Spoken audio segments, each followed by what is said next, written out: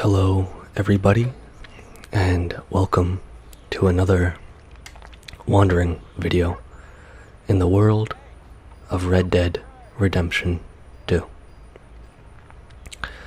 In this one, we'll be taking a nice, relaxing ride to the swamps of Sleepaid. And if we have time, maybe helping out an old friend when we get there. But before we set off, let's make sure we have some breakfast first. And same for the horse.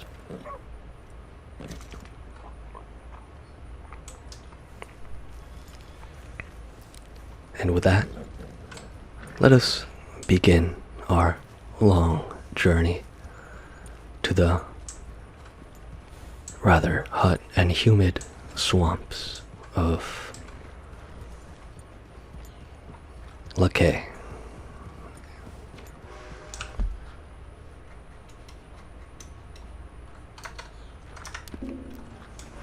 Or rather, Lemoyne. Howdy.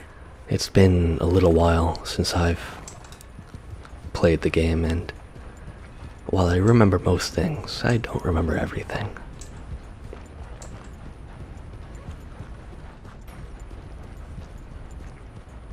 Here we can see the stockyards of Valentine, mainly sheep. Other livestock is not so common around here. To our left we can see one of the many forms of transportation and an autosave notification. A stagecoach, which for a nominal fee can and will transport us to a destination of our choosing. But the way I see it, our own 2 feet and the 4 legs of Coulter here do just fine. Just observing some of the livestock here. Some very fine merino sheep.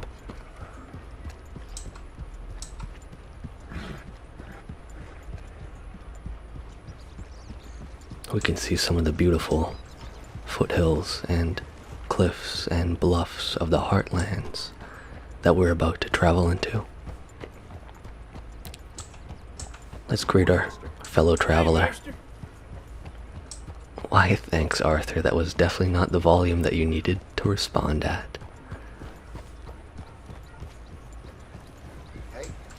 Hey, friend. I always find it amusing when you greet people in this game. Sometimes Arthur is incredibly enthusiastic for no apparent reason. There we go. Off to our right here, we can see Caliban's Seat. Caliban's Seat is a rather unique looking rock formation, most likely carved through the combined effects of water and wind. Given a long enough period of time, erosion can change the landscape to an unrecognizable degree.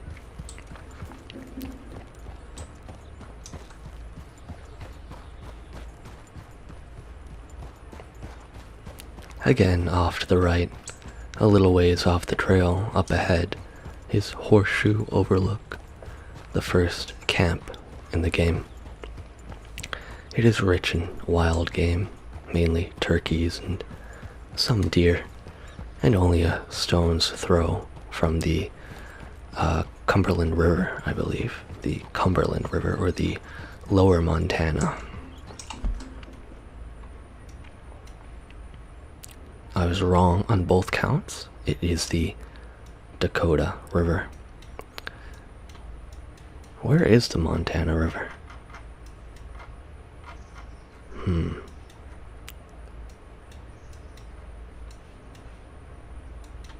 Kamesa.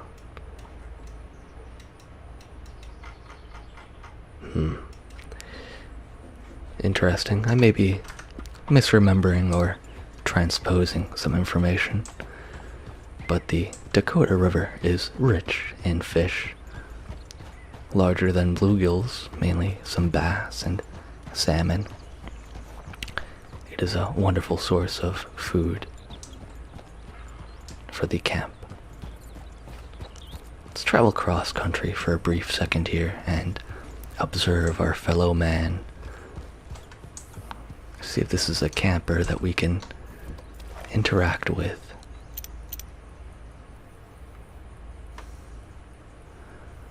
It sure is a camp we can interact with, but I think I'll make the executive decision to avoid the O'Driscolls at this moment in time. Oh, Easy, easy. here we have some American ginseng, I believe. No, I'm completely wrong. Completely wrong. It is some yarrow. This part I do know, it's a health herb and is useful in crafting health tonics and items. Me personally, I simply collect these and sell them to doctors and physicians in town That's better, boy. for a wonderful quarter apiece. It appears I can't even remember the name of my horse, since I have named him Comanche this playthrough.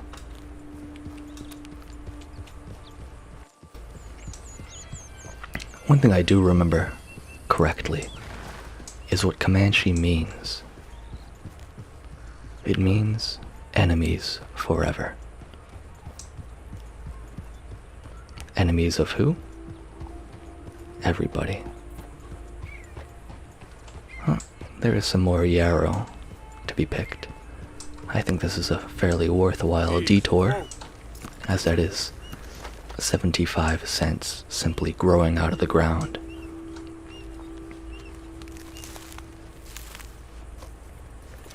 I'm not sure exactly what bird or animal is making that sort of wheezing or I cannot carry any more yarrow. Unfortunate. Come on now, boy. Although fortunately for me, it means we can progress smoothly through Twin Stack Pass. And if I do remember correctly, there is some valuables at the top of the, well, from the, I believe, easternmost, or the western approach here, the right-hand stack. Although I could be misremembering. I probably am.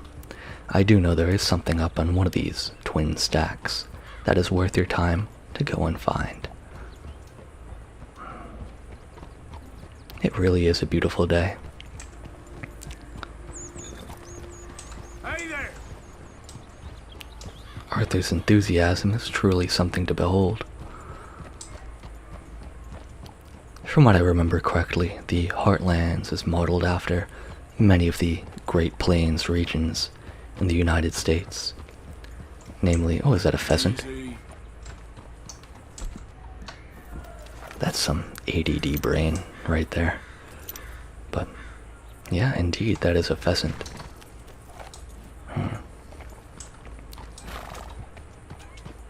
Sounds like a coyote or something, or other small animal.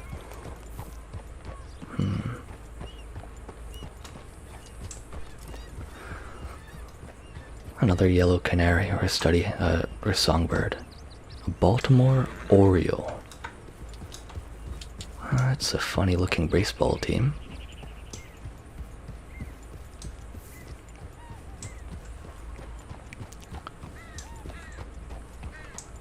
Easy now. Well, you know what they say. One man's trash is another man's treasure. I think I'll take a look. Come on, hold still now. I need to focus. And to come back to what I was speaking of earlier, the Heartlands is modeled after many Middle American Great Plains states such as Nebraska, Kansas, Texas Midlands, Oklahoma, and parts of Colorado, perhaps.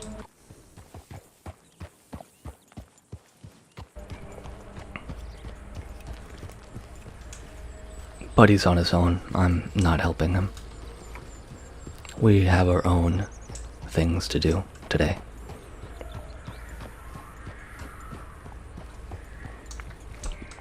I think I see trouble up ahead.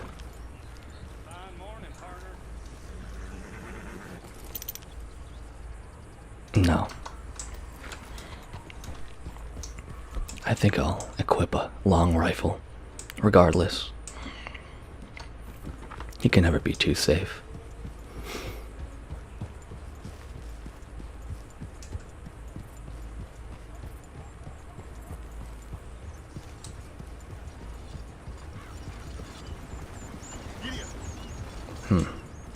Interesting. Now, one thing that I have to be wary of is that this game is rife with random encounters, events, and camps that you can explore and go to, and have to be very diligent to not do any of that, and simply continue on my journey here. Looks like I was right about those coyotes. Now, one very interesting thing you can do with animals in Red Dead 2 is observe them and their behavior. And a lot of the time you will be able to watch them hunt and just sort of exist in the world in a way that you really won't get with many other games.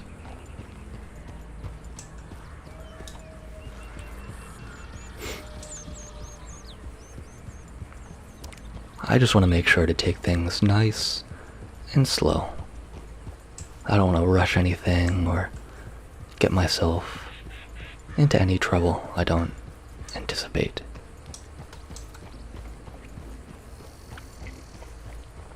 Just over this hill is going to be Emerald. Oh, great.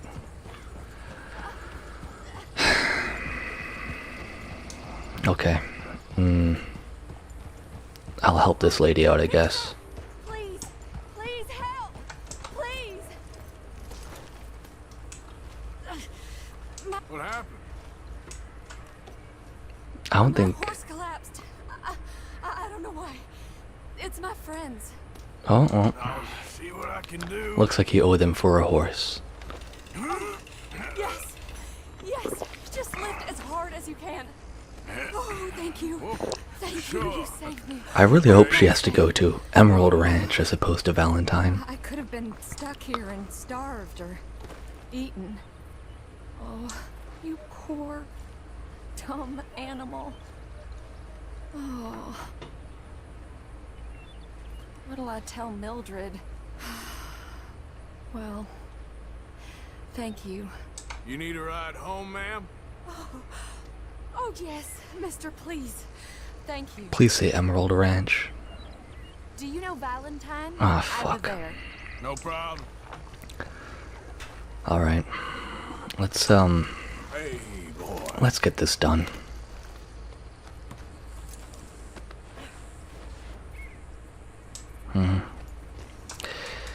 Yep. Not exactly the way I anticipated this video to go, but here we are anyway. When I come back, I want to go check out Lorne Sod and speak a little bit about prairie homes. Oh, is that a...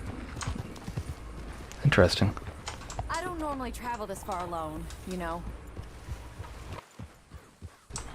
I was off inquiring about a possible new line of work. I'd borrowed a friend's horse. It's a funny looking badger. My husband... Well, it's just me and my boy now, and it's hard to find work. I'm sure it is. A good opportunity. Please stop talking. I want to talk about wild horses in America. Work for a woman with a boy to raise. I won't work in no saloon, but I've got sharp eyes and quick hands. I was hoping to get a job working as a seamstress. A wealthy man said he'd pay me for the work. Sounds promising. Also doesn't sound real. Oh, you may be right, I suppose. He said he'd provide room and board for me and for my child. He wanted to meet me first. I'd be careful with offers like that, ma'am. I can't afford to dismiss offers like these, even if they do seem odd. Well, just be careful is all I'm saying. I may not have another opportunity like this. Now I'll have to pay Mildred back for her horse. Sure sounds like you're in a hard position. You finding me is the only good thing that's happened to me in a long while, sir.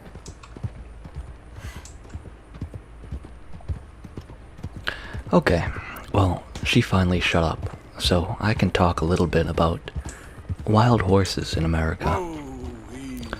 Horses were native to America, for those of you who did not realize, but the equine species was indeed a North America native at one point in prehistory.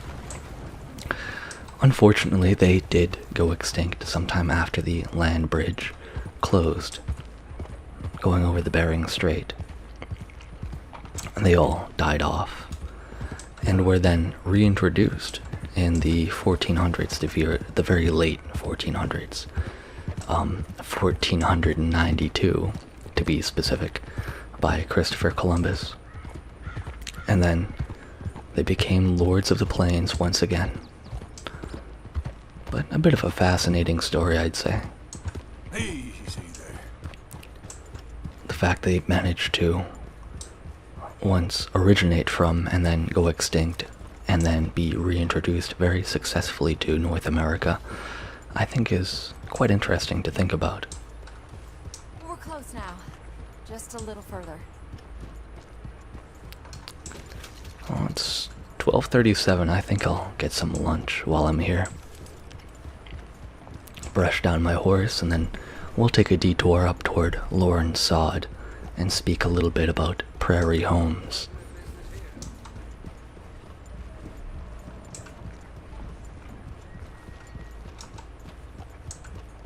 Should probably slow up a little bit through town.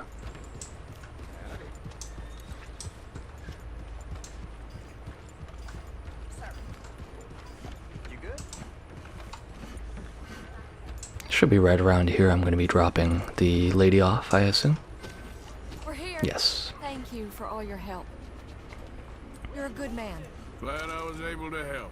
That's Take care. an entire dollar right there, by the way.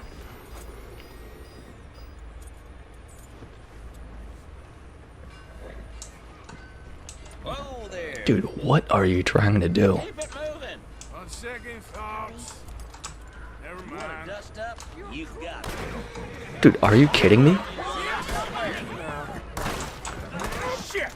Golly.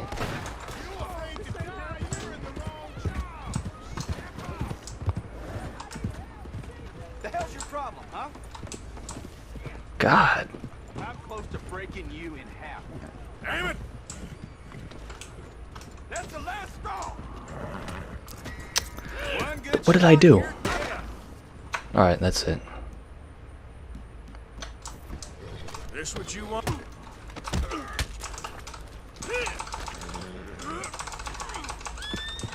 I forget how to actually fight in this game.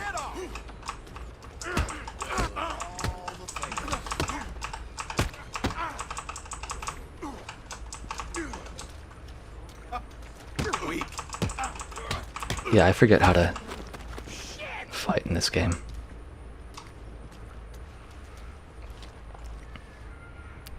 Oh, that's not my hat. Dude, sometimes the NPCs in this game are just absolutely fucking retarded. I don't know how else to put it, but they're just not intelligent, and now I can't buy lunch. Like, what was the guy fucking trying to do?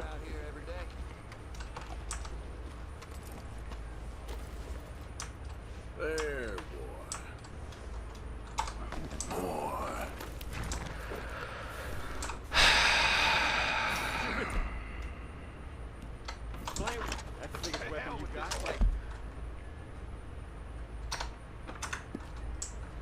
Alright, let's get lunch and get out of town.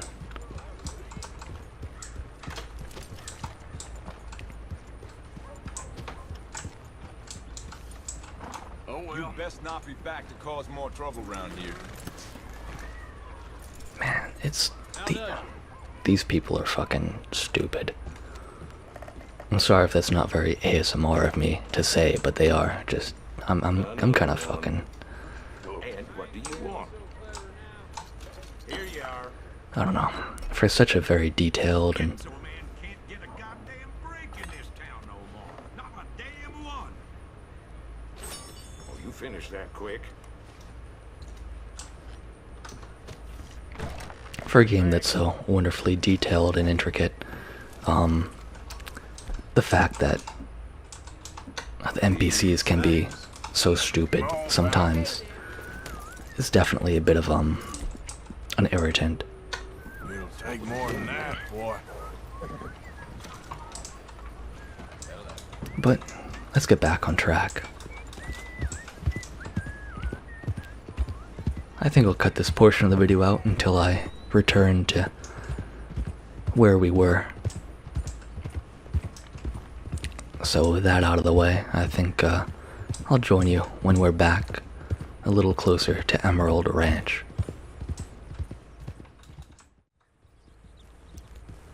Alright, we're back. As you can see off to our left is the Three Sisters mountain range, which overlooks Ocrea's Run. This Ocrea being a reference to a tragically deceased voice actor for her uncle in Red Dead Redemption 1.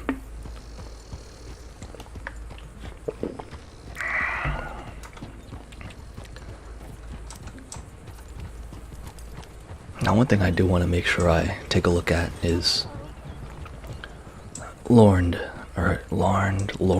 Sod, right over here. This small little ranch or home, or probably just a homestead. Before we do that, let's take a look at some of this wild carrot that we have. Now, wild carrot can be used for a wide variety of things, but mainly to help feed your horse.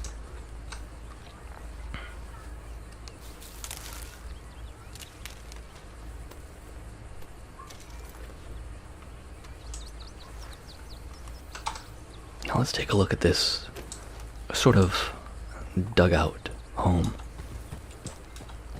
that this man has, and see exactly what it is that he is ranching or farming.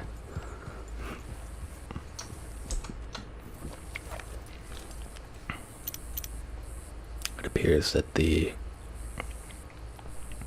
livestock of choice are goats, and he does actually have the gates open for them to go out and graze free range, which is a nice little touch. But as you can see, this intrepid pioneer is living in a sort of dirt mound or a dugout house, where a large portion of the home is inside of a hill, or simply a dirt mound.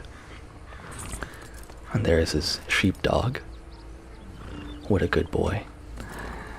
But these were a very common type of prairie home, as trees were in reasonably short supply on the central prairies, and it can get quite hot in the summer, and the sun exposure can get quite overbearing.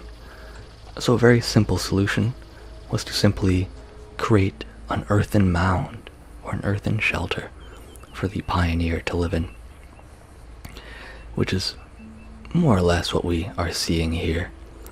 And having a home that is built out of dirt actually has some benefits when it comes to temperature regulation. Earth, or dirt that is a fairly good insulator allowing the home to stay cool in the summer and warm in the winter. Oh wow, There we go. here's a very rare sight, especially for the time period. Some buffalo. These, at this point in time, the year 1899, were a very rare sight on the plains of the United States, being hunted to near extinction by mainly settlers and tourists, really. One very popular excursion that railroad companies used to bolster ticket sales was a buffalo hunting excursion, where individuals would pay for a seat on the train, and the train would then be driven through the plains where there were quite frequently great herds of bison or buffalo, and they would be shot from the train and the corpses left just lying out in the field. Literally just sport hunting.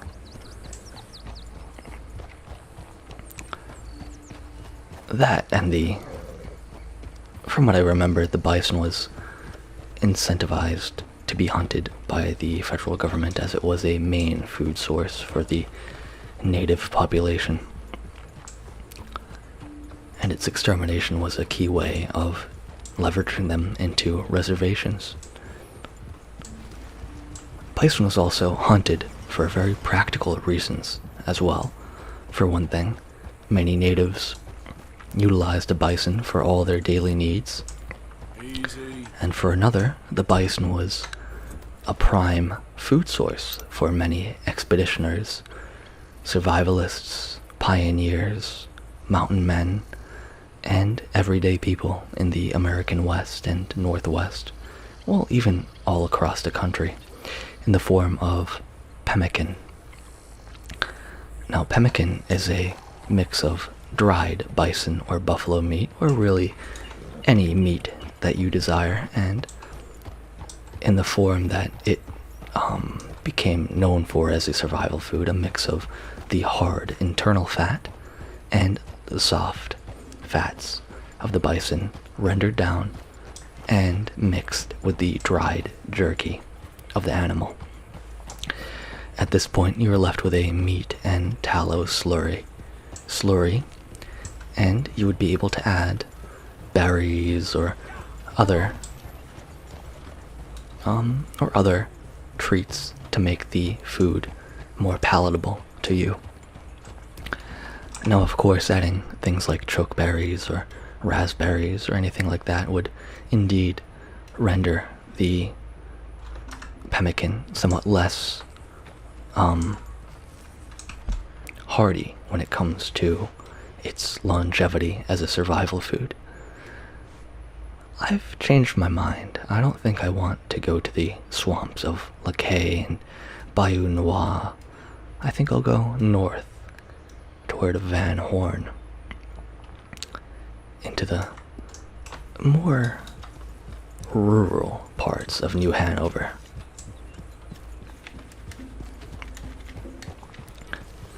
But pemmican was a key food source for many pioneers and mountain men, as detailed in the book Carry the Wind, which, for those of you sensitive to the N-word, I would not recommend reading, as it is used at almost every occasion, oftentimes to a very comical degree.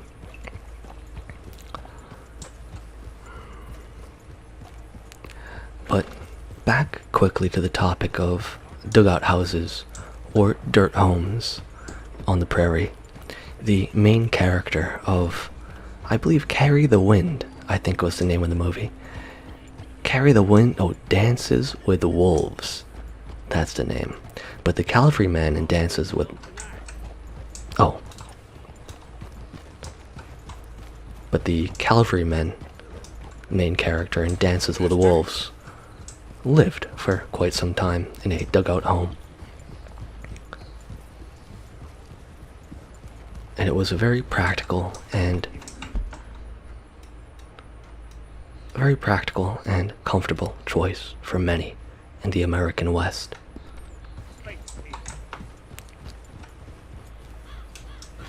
We just passed Emerald Ranch, by the way. Emerald Ranch is a odd location. It's got a lot of mystery to it.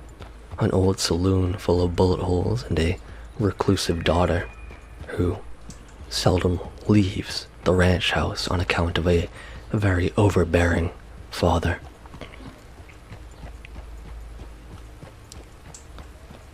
Thankfully, it's starting to drizzle somewhat, and we can observe a beautiful double rainbow in the distance. Unfortunately, in real life, it has not rained for the better part of a month, and it has been some 90 degrees every day and humid. I am dying for some rain at this point. It is miserably hot, and every day I miss my home state of Massachusetts. Easy, easy. Let me check my course.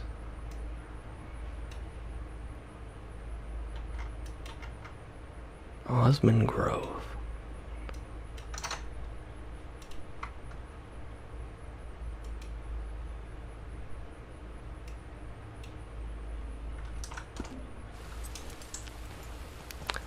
I think I'll cut across.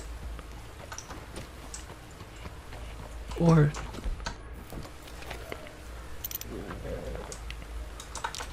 I want to check out this campsite because I know there's some random encounters with friendly campers.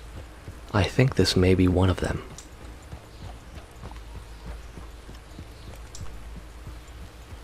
Although I doubt it. Many of the NPCs in Red Dead Redemption 2 are very finicky, very touchy at best. Hey there, friend. Wanna take the weight off? Why not? Fire's good and hot. Why not? Let's see what this guy's all about. Howdy. Mi casa, su casa, friend. Okay. I'll take you up on that offer. So you got a girl, mister? Me neither. Got my eye on one, though. I was hunting north of Annesburg when I came across this cabin. And there's no one there but this woman. Bit bony, but beautiful as the day is long. Real elegant, fancy type, too.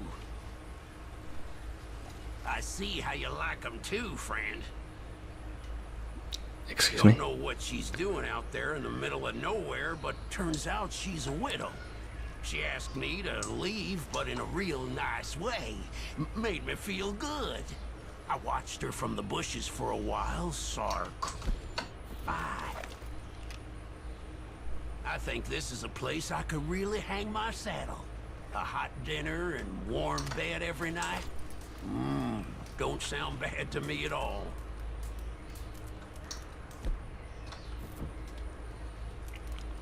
All right, I need to cool down a bit. I think I'm gonna rob you. You know, I can't... Have we met before something? How do I beat the shit out of this guy? Place. Can I just like...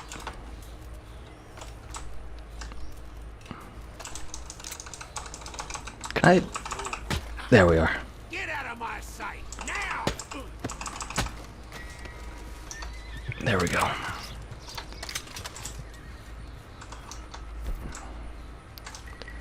There we are. I don't really have time for voyeurs or peeping toms. I think I'm gonna take your stuff, man. He's lucky I didn't knock him into the fire. That would have been devastating. I'll be nice about it. Oh, no, he is in the fire now. That's a bit unfortunate.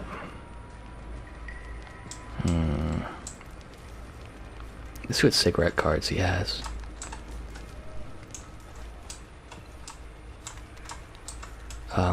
There we are. For those of you who don't know, this man is referring to a miscellaneous quest line. Oh, there's the Brooklyn Bridge. Nice. Which you can do for high honor at the end of the game, where you help out a poor lady, a widow, whose husband is recently deceased. You can teach her how to shoot, how to survive, how to find food, and if done so successfully, you can return as John and hear of how Arthur helped out this poor widow. And here on our left we can find the Aberdeen pig farm. Is it? No, I'm lost. This is not the Aberdeen pig farm.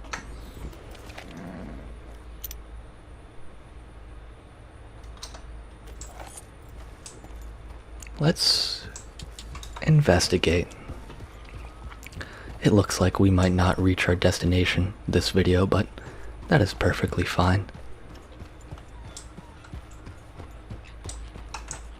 Whoa, easy. It looks like somebody should be living here, but Stay here for now, boy. if they were here, they would have come out and probably shooed me away by this point, I'd imagine. They do have quite the collection of chickens.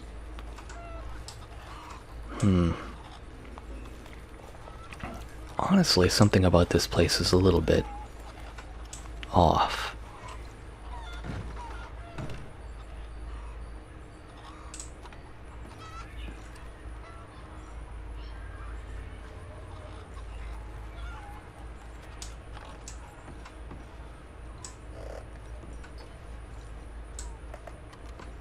How did they all die?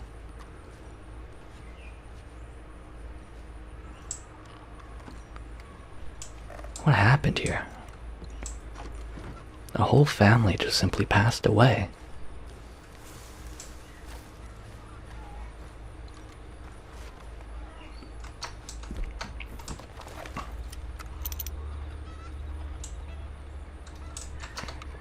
Maybe the chimney got clogged, or...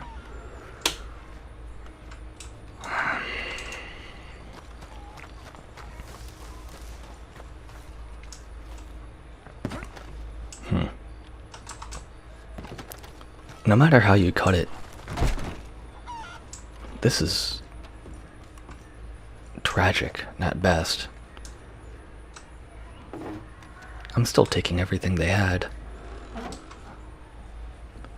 My best guess is they must have died of some sort of gas or poison.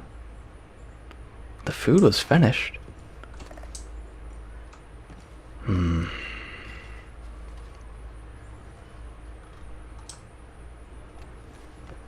I don't know, but they have to have some valuables in here.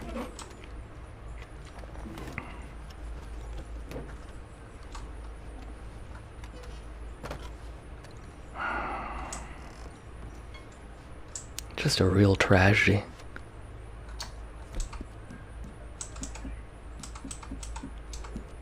Where's the lantern?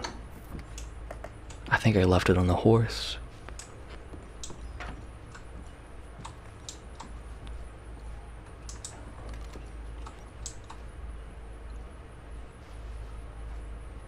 The stove must have killed them. That must be it.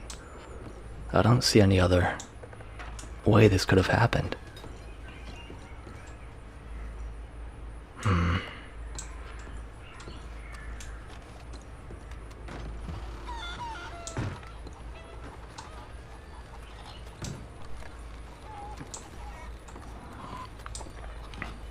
That's honestly awful.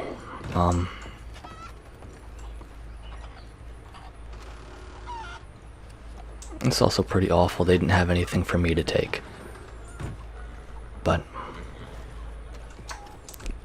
I think we'll make camp for the night and resume in the next video.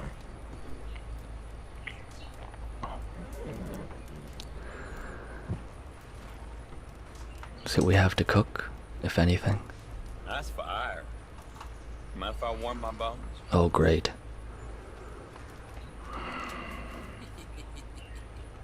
Y'all knew these was Murphy Hills.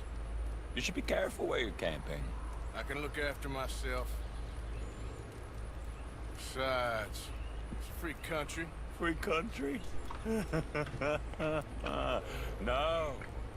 Everything bought and paid for. And we gonna protect what's ours. Dutch boy haircut, huh? You wander. Come on, let's go. I think you got the message. No, I don't think I did. Come on, get up.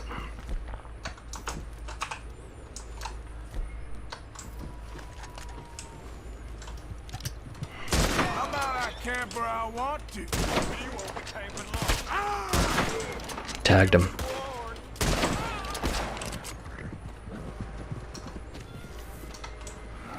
There we go.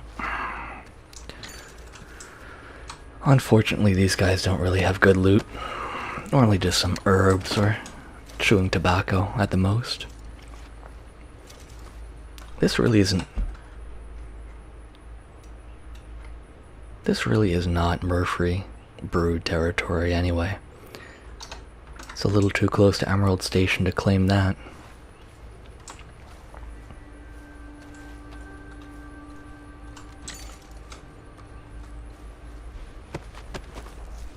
Looks like we found some wild mushrooms as well. So we're gonna take some of those. Because I think they're a health herb, if I remember correctly. I love the attitude that Arthur has when he yanks those mushrooms out of the ground. It's some good energy. One thing I have noticed is that whenever you strike camp in Red Dead Redemption 2, it normally plants you nearby some plants, really. Some collectibles or something of note. So whenever you strike camp, it's worth taking stock of your surroundings and seeing what you can utilize. Well, let's have some dinner.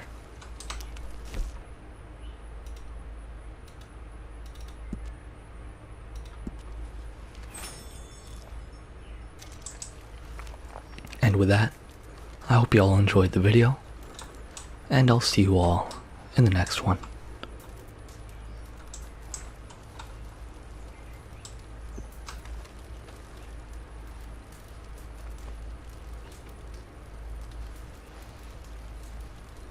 Oh, what is Arthur doing exactly?